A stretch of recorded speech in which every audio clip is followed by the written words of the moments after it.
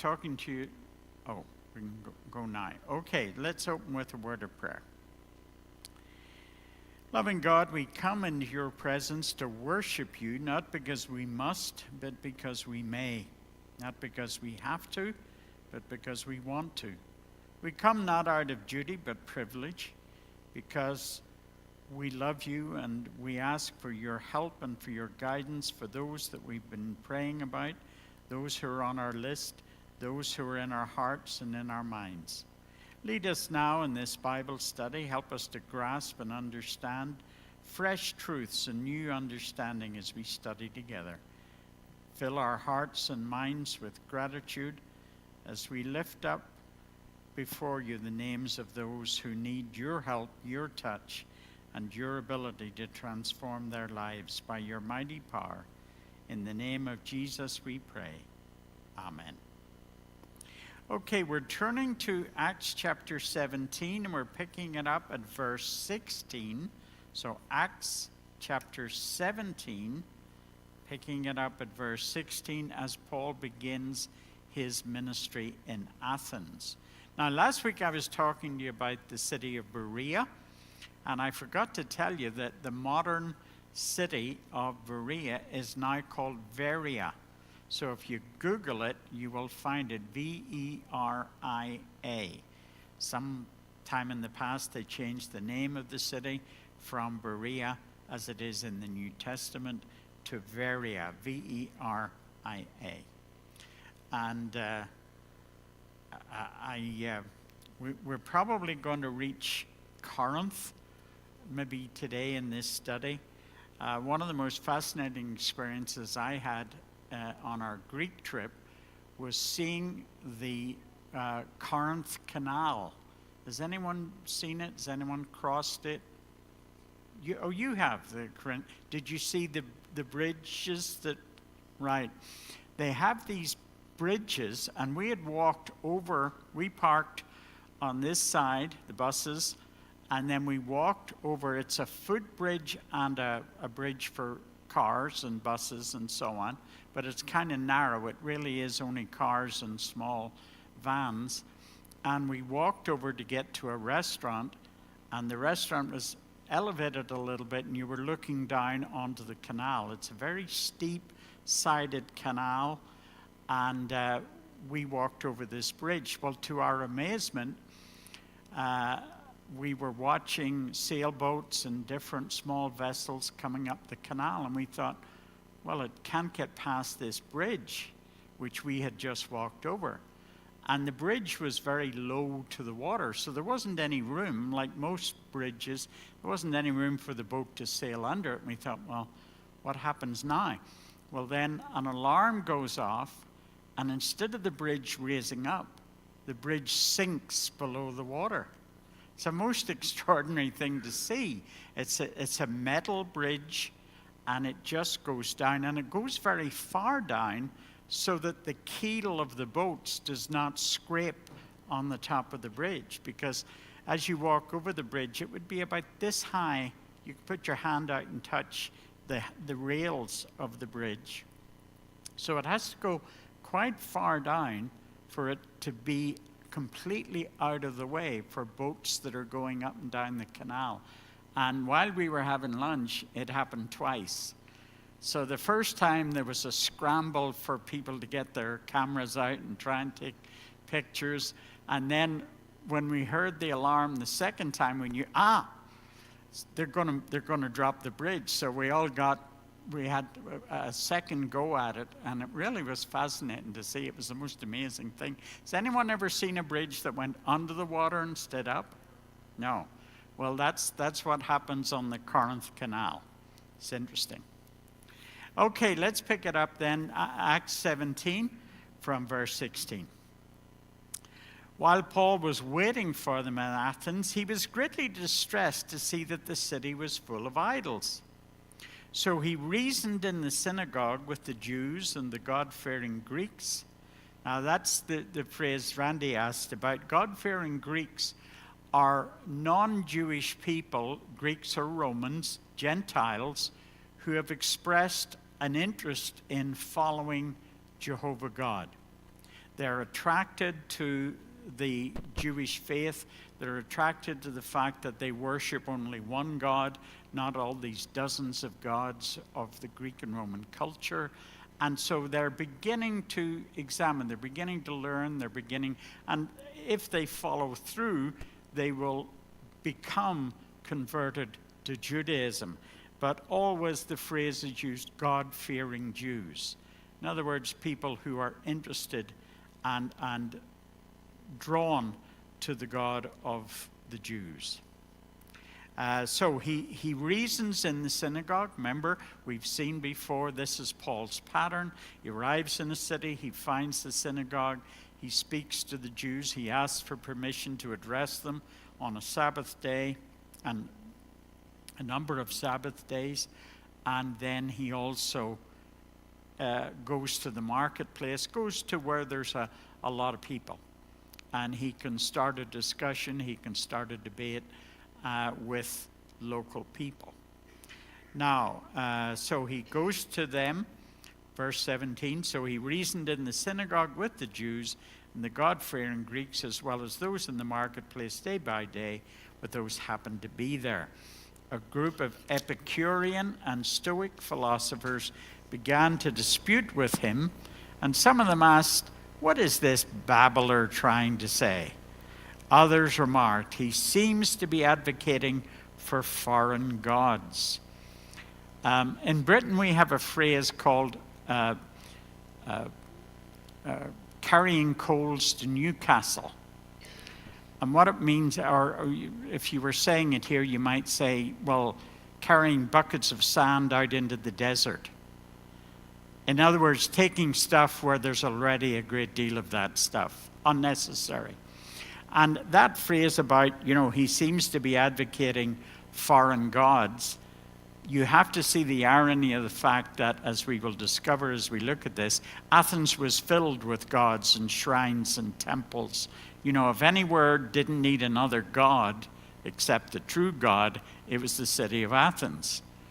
You're going to introduce us to another god? Well, we got hundreds of gods. We got gods for every event, for every occasion, for everything. We've got a god for every day of the year and one extra. So the idea of him saying, he seems to be advocating for foreign gods. As if we haven't got enough of our own, you can almost hear the man say. They said this because Paul was preaching the good news about Jesus and the resurrection. Then they took him and brought him to a meeting at the Acropolis, where they said to him, "May we know what this new teaching is that you're presenting?" Now let's stop it at that point. When you think of the city of Athens, the city of Athens was the second city in the world next to Rome. And it differed from Rome in lots of ways, because when you think of Rome, I think I may have said this to you last week, when you think of Rome, you think of power and might and the legions of Rome and how they had conquered the whole Mediterranean and much further. I mean, the Romans at this stage had conquered what they called Gaul, we call France. They had gone over to Britain under Julius Caesar and conquered some of the wild tribes of Britain. And they went as far north in Britain as the Scottish border. And even the Romans didn't go into Scotland. They thought that was dangerous territory. And so they had conquered so much. So when you think of Rome, you think of power and might and strength and conquering power. When you think of Athens, you think of education and culture and science and philosophy and art and the theater. And there were temples on every street. There were shrines on every corner.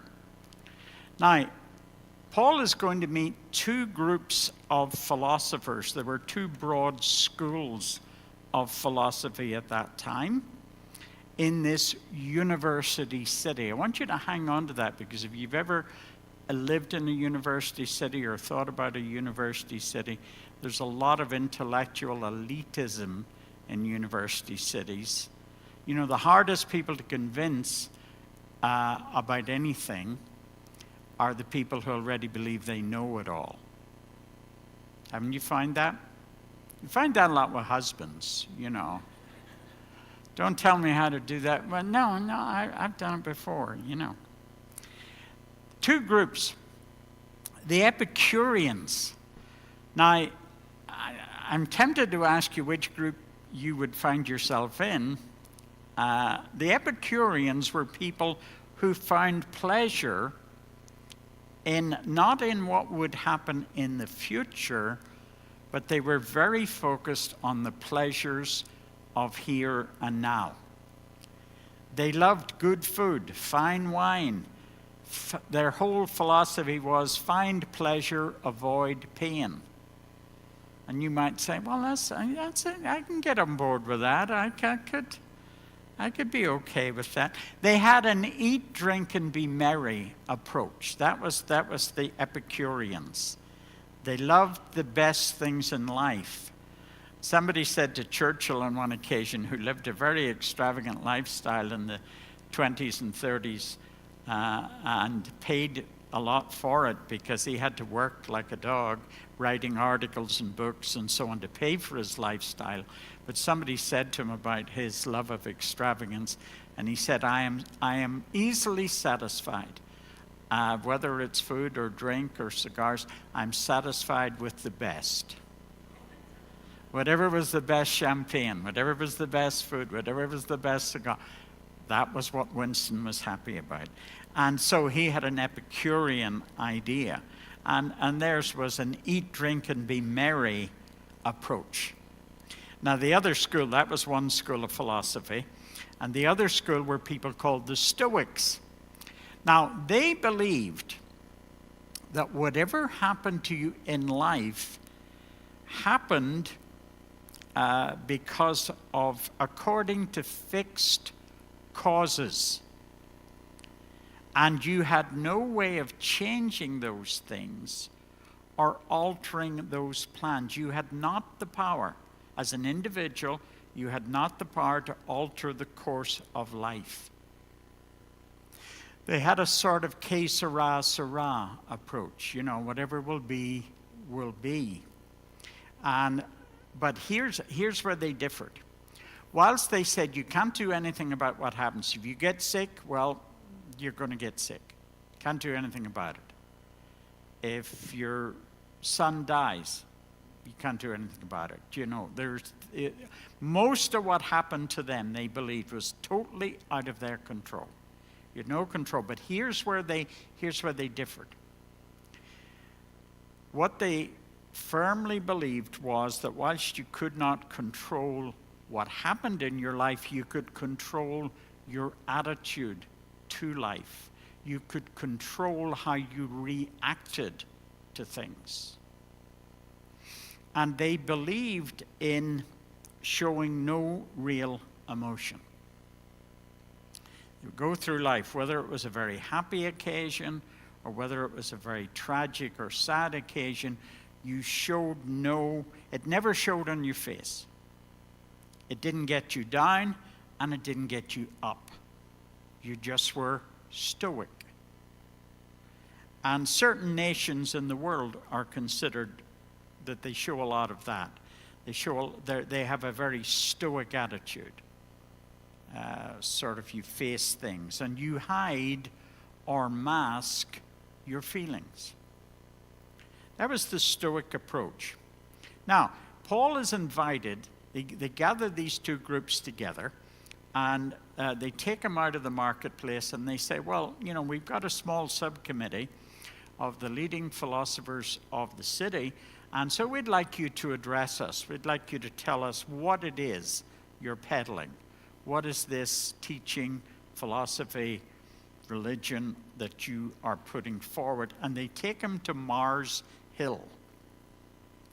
And I was not, when we went to Athens, we were able to go up to the temple and so on, but Mars Hill was closed because it's a much smaller hill. When you're up, you're looking down on Mars Hill, and it's much lower, and they were working on reestablishing the steps up to the top of it. So it was closed for repair, and so we weren't able to go there.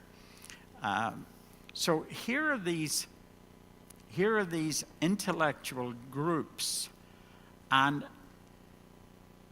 you can make the mistake of thinking that giant intellects only think about intellectual things. But they put their pants on one leg at a time like everybody else, and certain things perk their interest.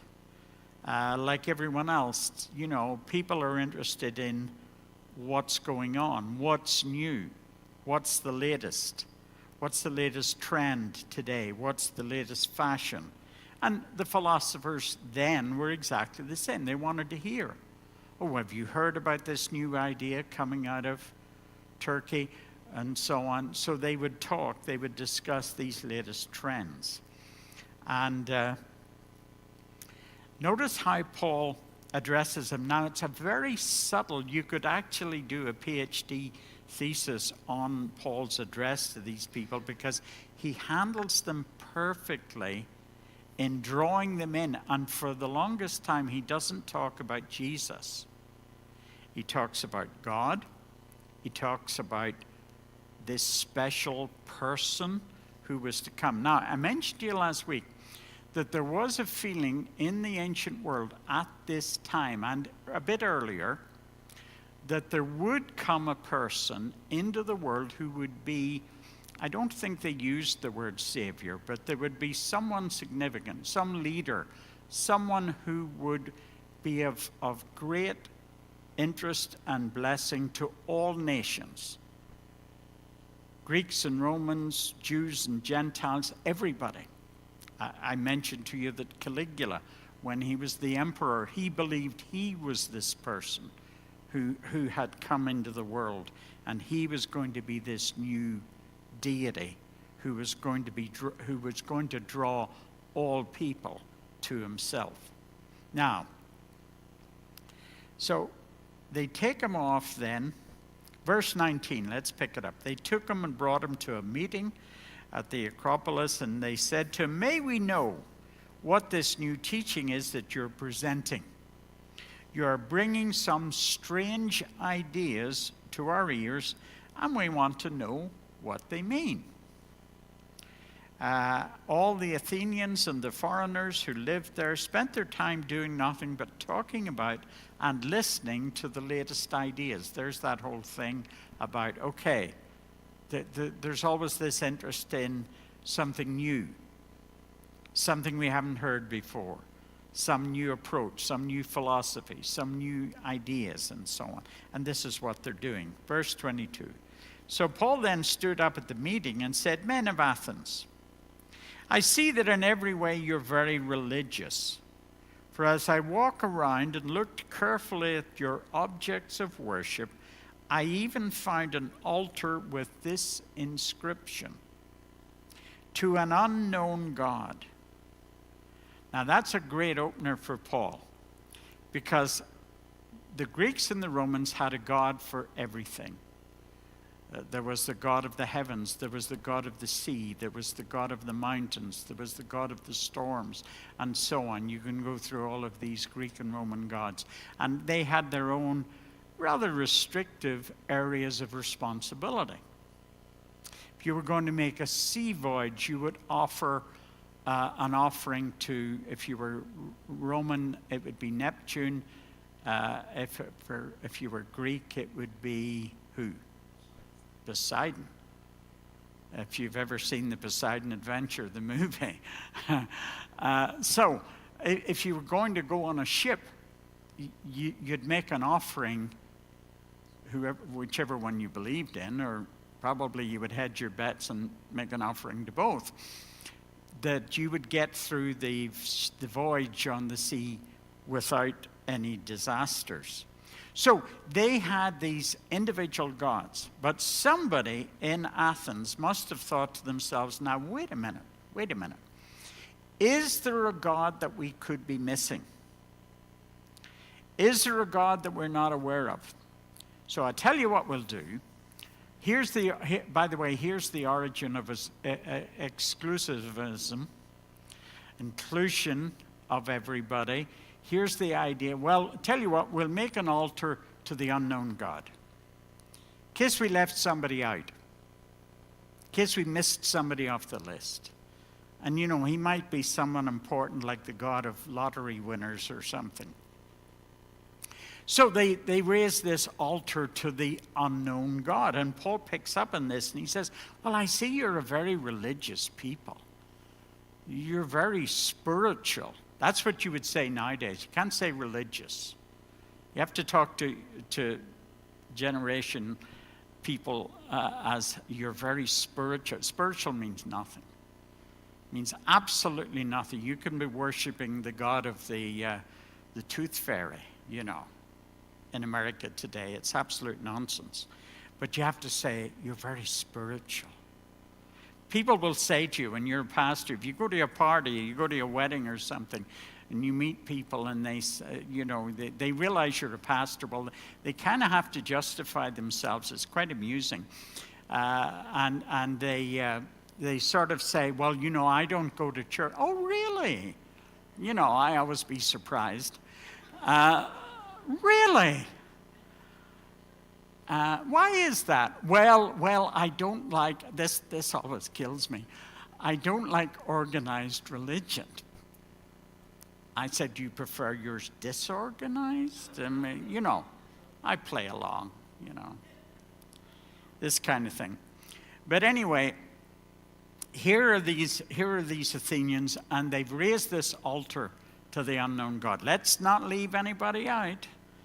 And Paul says, well, I even find this altar to the unknown God. Now, here's where he jumps in.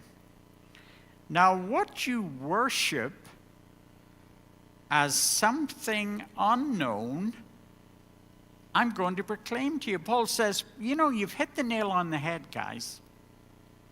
You've missed the gap in the whole thing. You have an altar to this unknown God, so I've come along to tell you about this unknown God. Let me fill in the gaps. Let me give you the facts about it. And so he goes into this idea of this is God. Verse 24. The God who made the world. Now remember, this is going to be very revolutionary because they have compartmentalized their gods and they have this, each one has an area of responsibility. And suddenly he proclaims, he says, wait a minute, the God that you're missing, the God that you've raised an altar to but you don't know anything about, let me tell you, he is the creator God. He is the one who made the world and everything in it, the Lord of heaven and earth, who does not dwell in temples built by human hands. Now, for a city full of temples, that's a bit of a blow, isn't it? And he is not served by human hands, as if he needed anything. That's another blow. You're saying to these very intellectual people, well, if you think you can do anything for the Creator God, you're wrong. You can't. He doesn't need anything from you. He doesn't need your temples. He doesn't need your worship. And he goes further.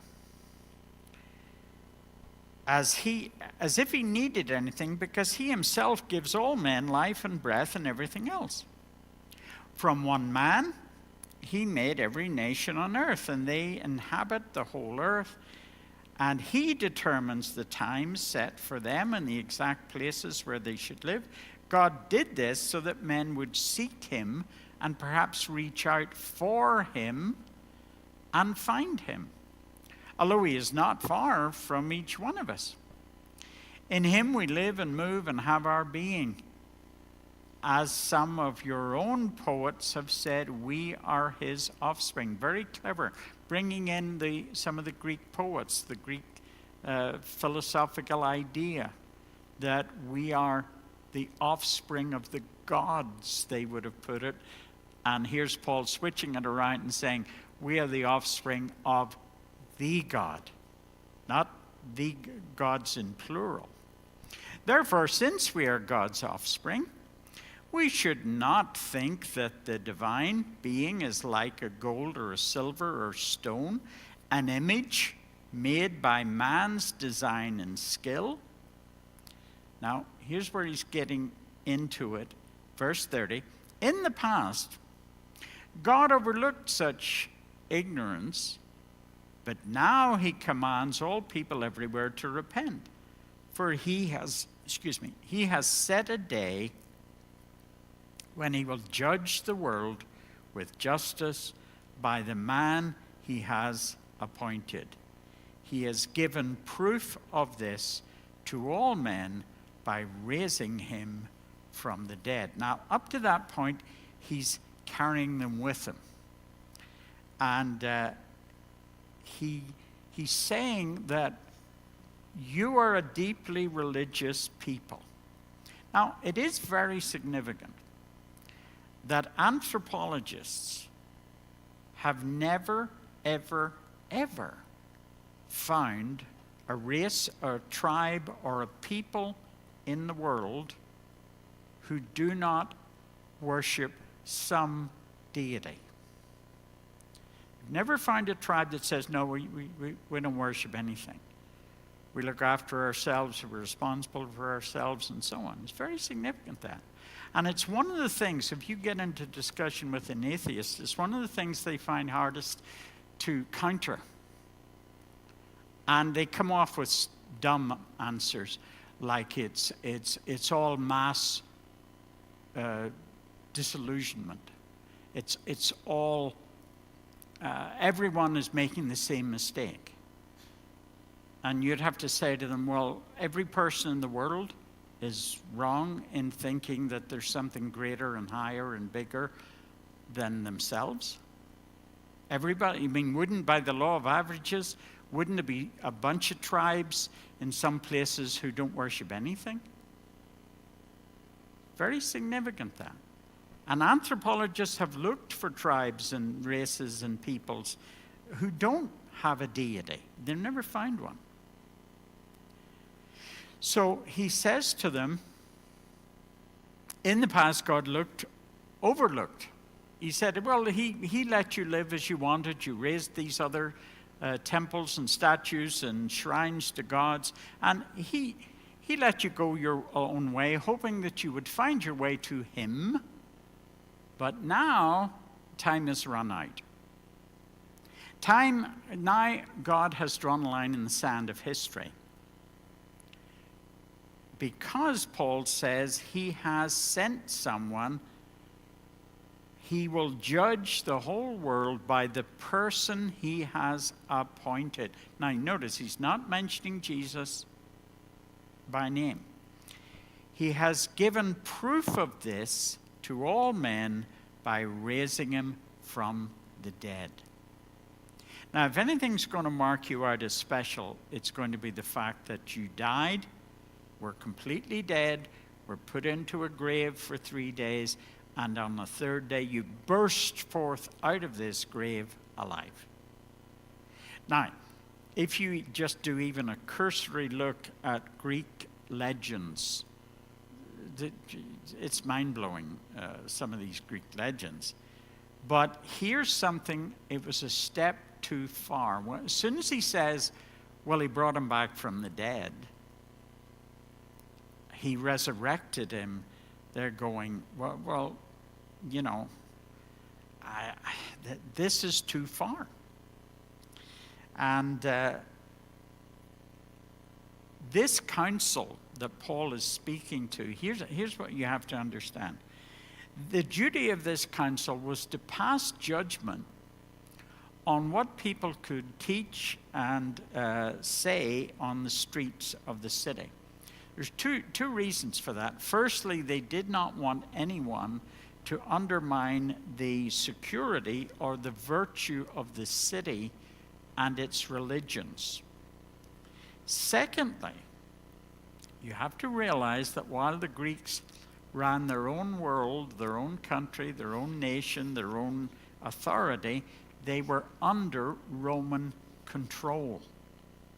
They were an occupied nation, just the way that Israel and Palestine was an occupied nation. And so they had to be very fastidious that there could be no anti-Roman talk. They let Paul go out into the streets and declare these things. There was the fear that he might say something that would be viewed as rebellion or sedition, or trying to whip the people up and say, now's the time to kick these Romans out of your country. And that's what they're afraid of. And so they have to examine Paul. This is what this is all about. But look at the reaction in verse 32. When they heard about the resurrection of the dead, some of them sneered. It was, as far as they were concerned, it was moronic. It was idiotic. Who would believe that? You'd have to be a moron to believe that this God, who you say created the whole world, made his appointed one to rise from the dead. But you notice the other side. But others said, we want to hear you again on this subject. So some of them were convinced, some of them were persuaded, some of them were willing to go further, like the Bereans, and to say, okay, tell us a bit more. You have us intrigued, you have us interested. We don't know anything about this, so explain a bit more about it to us. And at that, Paul left the council. A few men became followers of Paul and believed. They began the church in Athens, and amongst them was Diogenes, member of the Acropolis, and a woman named Damaris, and a number of others. So here is Paul having very limited success. Think of the vastness of Athens. He didn't stay in Athens long. We don't know why. And you'll see when we get to Corinth. I want you to get the whole idea. Sometimes we have a tendency to think about Paul as being a superman. But what he writes, I'm going to read to you a passage from his letter to the Corinthians, and he really pulls aside the feelings in his heart. And he shares with them how he felt when he leaves Athens, he goes to Corinth. And he's telling the church in a subsequent letter to the church in Corinth, he's saying, do you remember? You remember how low I was when I came to you? Remember how I felt? Remember how discouraged I felt? I didn't come to you super confident, buoyed up. You'll see it when we come to it. By the way, here's what I think you understand. Dr. Luke is giving us a very condensed version of Paul's much longer. He's pressing it. He's giving the highlights of what Paul says to this council. Because actually you could read, if you read through what we have just read through, you can read it in about 4 minutes to go through. And obviously Paul's address to the council was much, much longer than that, much more detailed than that. By the way, I came upon this interesting description of a philosopher, and I liked it. Maybe you'll like it too. The job of a philosopher is to present a simple concept and make it incomprehensible, and then to convince you that it's your fault for not understanding it. Does that sound good? It sounds pretty accurate to me. That's the job of a philosopher. He takes something very simple, makes it very complicated, and then it's your fault because you're not smart enough to get what he's getting at. Now, so Paul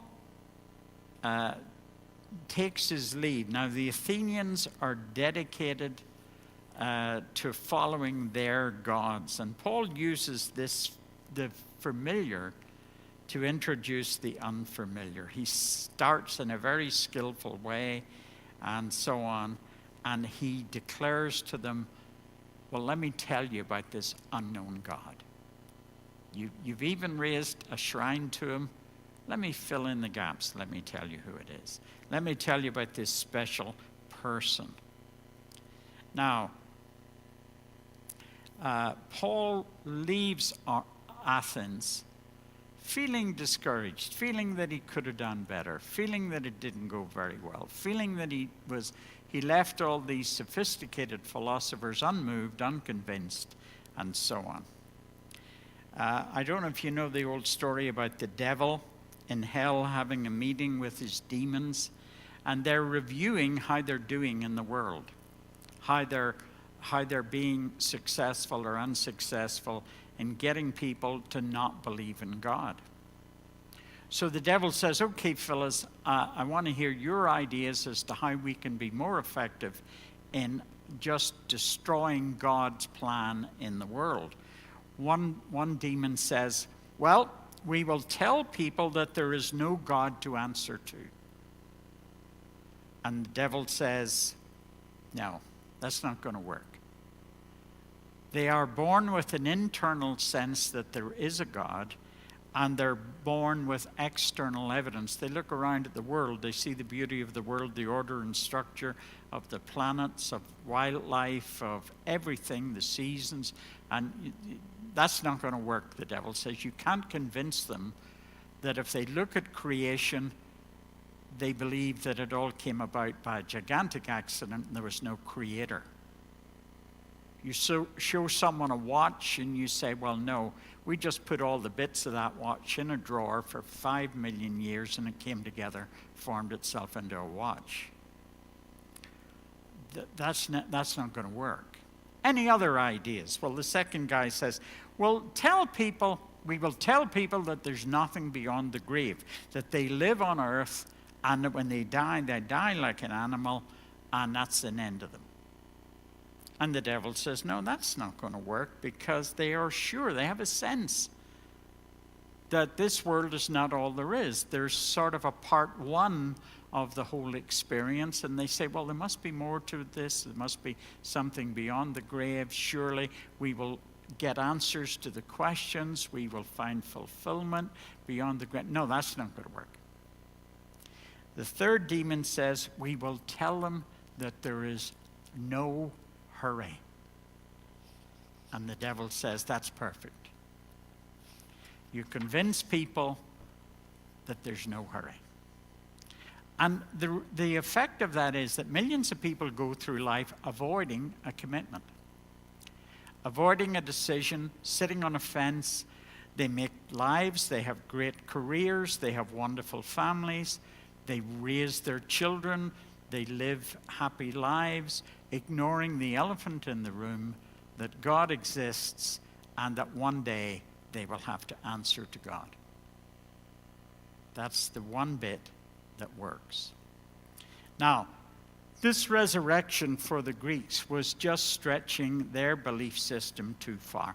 And they make a polite excuse. They say, well, we'll hear you on another occasion.